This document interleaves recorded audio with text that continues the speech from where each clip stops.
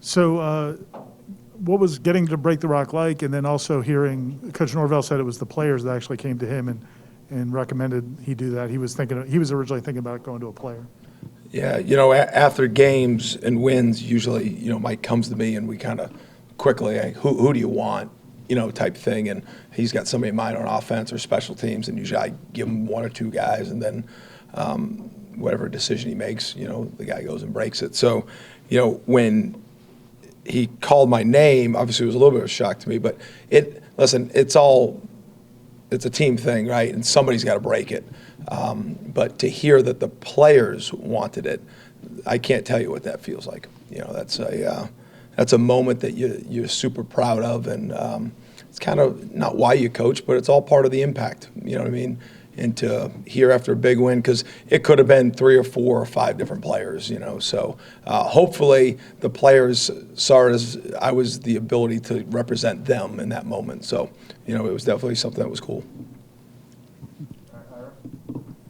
Did you expect to be able to get as much pressure on the quarterback as you guys were able to do in the first half?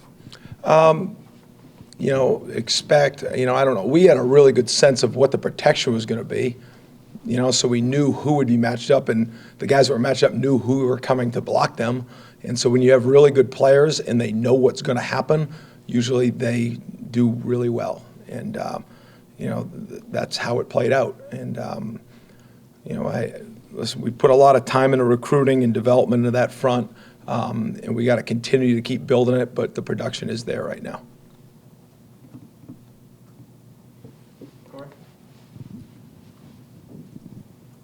Mike was talking about early last week, there was I don't know if it was a similar play, but Akeem had a chance in 2-minute drill in practice to pick one off, and instead it kind of bounced off his hands and went for a big gain. That kid making that play in that moment, what could that do for his career here, and also just his confidence to go make a play like that moving forward? Yeah, it did happen in practice. It was a 2-minute drill, and we had him on a 3rd and long, and he went up, ball bounced off his hands, and a similar type of ball. So, listen, you never around here. We don't want to make too much of one moment, right? Because it's all those small moments that lead up to that help you make the play. But I don't want to be naive to think in a game, in a critical 4th quarter, 4th down play. That shows some guts. It shows some character. It shows finish.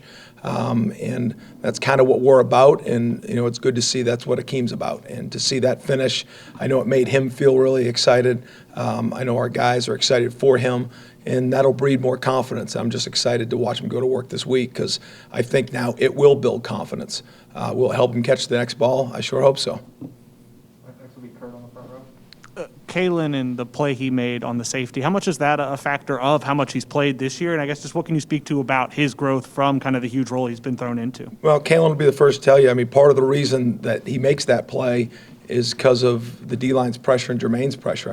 It's a screen, right? So, they're going to set and the ball's going to get off anyways. But for Jermaine to get in his face and get his left arm extended high, pours a little bit of loft on the throw, and now the linemen have, they lose Kailin in the play. But like Kailin, I've said, he's played really well. I think he's getting better. That's a sign of development. When guys it's engagement, it's development. I still think the best is yet to come with Kailin Delosh. This is his first year as an inside linebacker. We're investing a lot of snaps, and he's cashing out on those snaps right now, and he's one of our most productive defensive players. How did Jaroquez? I know Jaroquez has played, but not quite that much. How did he do overall? He did well. There were some things, throughout the course of the game where you prepare to play, but when it becomes 70 snaps, you start to see all the reps during the week that maybe he wasn't as prepared as he would have liked, or I would have liked him. So there was some coaching in between series of, all right, Pac, this is what we said was going to happen. This is how we got to react to it. But he's a pleaser, and he wants to do well. He's a super team guy. He loves the school. He loves the program. And just to have him be able to eat up all those reps for us in a winning game was important for our growth. We have invested time into him. He's played a lot, but that definitely didn't play that significant of a role as he did on Saturday out there in Boston. So, he finished the game well. He made his tackles. The ball didn't find him very much, but as the game moved on, his comfortability went up and up. When they originally instituted the targeting rule, the talk was to try to keep launching and high hits. Does it feel like maybe quarterback sliding late makes it almost unavoidable sometimes and how do you coach Jamie on a play like that? Yeah, that's a good question. Listen, I'm for all the safety in the sport. I mean, we got big, strong, fast people running full speed, and there's collisions. And so, I support all the rules we're trying to do to make this thing as safe as possible. But there are more challenging situations than others. I think every defensive player in the country always looks at every target and says, what am I supposed to do? And as a coach, you then lead up with, well, this is what you're supposed to do. I think the worst thing you do as a coach is to throw your hands up, say, I don't know what you're supposed to do there. Because how do you coach them? How do you play, right? So that's never been my response. And, listen, there's last-second slides, but he's a quarterback, and that's kind of the way you've got to deal with it. I think quarterbacks have the upper hand in the open field right now, and if they want to take advantage of it, they can. But the rules are the rules. We have to play by the rules. We have to understand how it's being officiated and then operate within the rules to the best of our ability. So, it's a penalty. We lose one of our better players for the game. And I coached him on how we would do it again if it showed up again. So there's certain things that you can't do in the open field on a quarterback. And it happened, and you got to sit out the rest of the game because of it. I have two quick questions. First, on the targeting, I asked Coach Norvell this too, but is there something that can be done in the offseason as coaches? Because it doesn't seem like many coaches like the ejection, like auto ejection. Is that something that can be looked into, that there could be I don't know if you can hire a lobby firm or something to get that change where if the intent isn't there, maybe a kid doesn't have to miss 3.5 quarters of a really important game when he just kind of slid into a helmet. I think, Corey, you're speaking – I think the entire country understands that. Offensive, defensive, like nobody wants to have a kid leave the game, especially when the intent isn't there. The problem with the word intent is the word intent, right? Like, what was the intent? Now you're judging by the actions, and you're judging what you thought the intent was. So, it's a difficult – listen, the officials have a tough job. Everybody's got a role in a game, and, it's just – I think we've made a lot of strides in this sport, right? And to make it as fast and as enjoyable for everybody as possible and as safe for the players.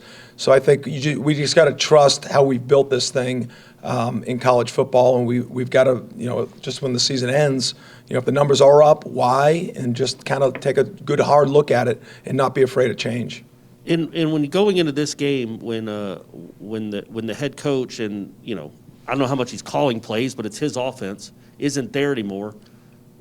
It's just one game left, so do you assume you're going to see basically the same thing? Does it make it harder to prepare when you don't necessarily know much about the play caller or who's calling plays? Yeah, I try to never assume anything, to be honest with you. And when we start out on Sunday night, the games are already broken down, and so now I have all this information that you're dealing with. But part of the information is, Cortez Carter, who's been with me for a while, he's always gone back, and whoever I've coached against, we use that information, whether it was at Florida State, whether it was at past places. So who the play caller is always plays a part into your plan, right? Because even if they haven't done certain things that year, but they did them against you in the past, you're always evaluating those, get the best plan for your current players. So, it is part of the evaluation, but at the end of the day, it's still the players on the field. It's still the 11 games that they played. You have a bunch of information from this year, and we're just going to put the plan together with the information that we have at hand that we know. And, we'll go through that process this week. Akeem has had some highs and lows and has seen, was out of the starting lineup for a little bit. How did he respond to that? And also, he had that patch where he was missing a lot of tackles, and it's the last couple of weeks that's kind of gone away. How has he responded to what he was going through? Yeah, good observation by you, Ira. He started early in the season, and listen, I don't want to go backwards, but we started 9 safeties last year. We've cut that number in half this year. Thank goodness. And now, Akeem started, got dinged up a little bit, and then Sidney was playing better, so his reps got cut, and Sidney went down, and now Akeem got a resurgence. And I think you see the game that he played, you see him to finish, so I think that says everything about how he's responded, right? Because he wouldn't be doing that if he wasn't doing it out there Sunday through Friday for us. We wouldn't put him out there. So, I mean, he has responded. He's grown up a lot. And how do you get better at tackling? You work at it. And we've been out there in one-on-one, on sled work, on ring work, on open field tackle work. And, it's just, if you see a problem as a coach, you fix it. But it does take intent from the player. He's got to want to fix it. And Akeem has done that. And you guys will even see his body language when he doesn't, even when he makes tackles, but they're not done the right way. You'll see him get down on himself. We're trying to help him with that too. But he has come a long way. And I'm excited about the progress he's made since we made the move to put him back at safety. What's been the sort of genesis of the fourth quarter defense sort of, I don't know, firming up a bit? You guys did all you could against Clemson. Miami, you forced that 3-and-out to get the ball back after the field goal. You guys did everything you could against Boston Colleges. Is it as much mental as it is the physical execution of having that sort of mindset of wanting to be out there and have the game in your guys' hands? I think it's all of it. It's physical, it's mental. It goes back to preparation, and we try to make everything we do real, in the practice situations. You can put pressure on your players in meetings. You can put pressure on your players in individual, in practice. And that doesn't mean it's a negative connotation. That's just trying to make it as real as possible so when the moment happens, it's not too big for them. They feel like they've been there before. And I think that's what you do in a good program when you practice the right way. They feel like they've been there before. And when that happens, there's no panic, and you go back to your training and you get execution. And listen, we don't want to give up any points. So none of it was okay. But to get some critical stops when you need it, we've been best this year when our back's been against the wall, whether it's red zone or sudden changes or critical stops on fourth quarter. We like to operate like that for all 60 minutes all the time. But we're not there yet, but we're fighting to be there. All right, last one, Ira. Florida runs the ball well, but they also get a lot of running out of their quarterbacks.